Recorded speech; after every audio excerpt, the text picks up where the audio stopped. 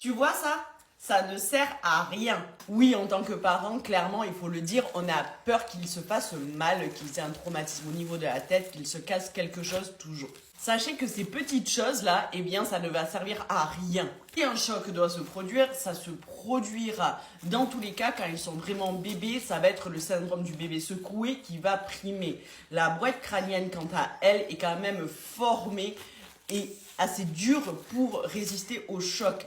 Je ne parle pas de déformation, ça c'est autre chose car c'est dû à des appuis.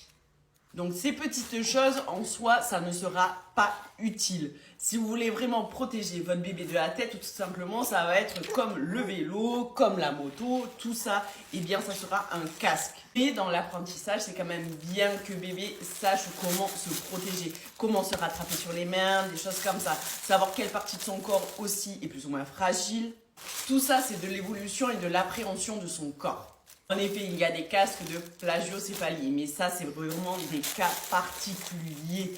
Ça ne sert pas à protéger la tête de bébé pour ça.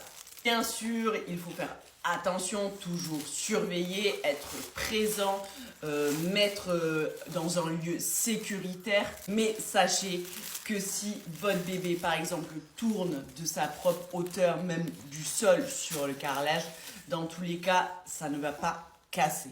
En tout cas, j'espère que cette vidéo, dans un premier temps, aura pu te rassurer, qu'elle t'aura été utile. N'hésite pas à dire ce que tu en penses en commentaire, si tu as déjà utilisé ça ou si tu comptais l'utiliser du coup.